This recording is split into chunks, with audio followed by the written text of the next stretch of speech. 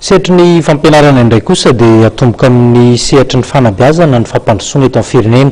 Hoy ny filoham-pirenena Andriamatoa Rajonarimampianina raha tonga nanatanteraka ilay hetsika lehibe fizarana kit scolaire na ny fitaovan'ny mpianatra entina hiatrehana ny taom-pianarana 17 Amby roarivo tesy amin'ny Coliseum Matsunjombe.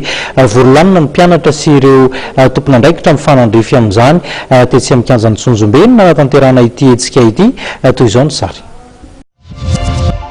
Toy indreo ezaka efa fanaon'ny filoham-pirenena malagasy Hery Rajonarimampianina mivady isa-taona dia notanterahana androany 15 ny volana novambra 17 teny amin'ny Coliseum Atsonjombe ny fizarana ireo kit scolaire ho an'ity taom-pianarana 17 ity izay fanomezana manokana avy amin'izy ireo.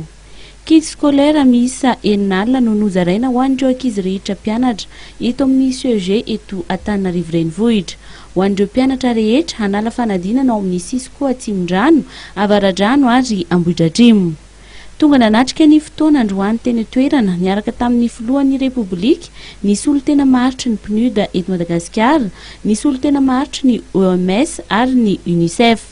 Hita tena toerana ihany koa ny Prime Ministra lehibe ny gouvernemanta sy ireo mpikambana rehetra ao amin'ny gouvernemanta ary maso ivovahiny sasatsasany monina sy miasa eto amintsika.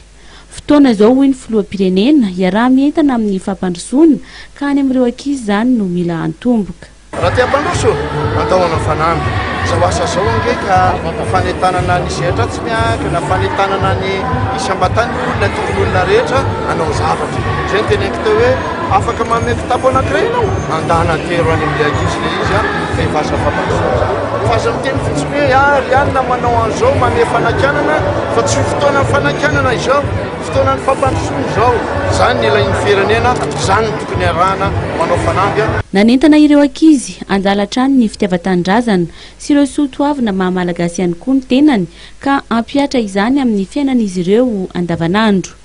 Fitiavana manokana avy amin'ny filohan'ny Repoblika mivady no nanatanterahana ity hetsika androany ity hoy ny tenany fa tsy sanatria akory ho fampelezan-kevitra sahady taraka ireo ambarandreo mpanao politika mpanohitra.